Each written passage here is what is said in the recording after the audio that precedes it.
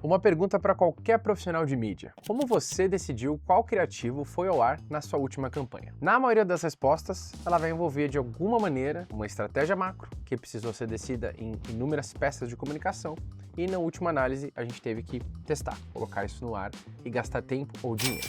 O Nexus responde essa pergunta com dado antes de você gastar um centavo de mídia. Então vamos lá para um exemplo prático. Eu tenho aqui uma campanha cujo objetivo, então, é determinar uma diretriz criativa mais assertiva entre 5 estímulos para uma única campanha. Tenho aqui 5 personas sintéticas e tenho também aqui os meus 5 criativos que eu vou utilizar.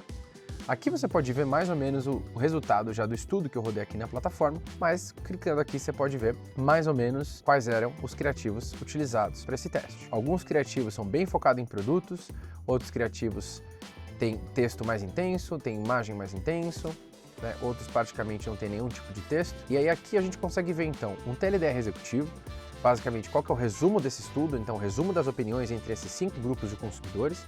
Eu consigo ver de maneira mais detalhada também quais são meus principais insights, então nesse caso aqui a linguagem da posse é um gatilho de validação, a inautenticidade para algumas dos criativos gerou uma rejeição imediata para esse segmento de consumo e uma ambiguidade nessa categoria também prioriza a clareza de conceito por se tratar de produtos que são muito próximos aqui no que a gente está trabalhando. Além disso, quando a gente desce um pouco mais aqui, conseguimos ver dentro de respostas individuais para cada uma dos grupos ou das personas sintéticas o que elas acharam de cada um dos criativos. E temos também aqui, além disso, sugestões de melhoria, o que deveria ser alterado para que eu basicamente me interessasse mais como um consumidor por esse criativo. Então a gente tem desde sugestões imagéticas, sugestões conceituais, sugestões de texto, até coisas um pouco mais subjetivas ou coisas um pouco mais objetivas, como por exemplo aqui recomendação de dermatologista, fortalecimento de barreira cutânea. A grande ideia do que a gente traz aqui com a plataforma Nexus da Galaxy é você poder ter essa velocidade de teste e de decisão com nível de extrema profundidade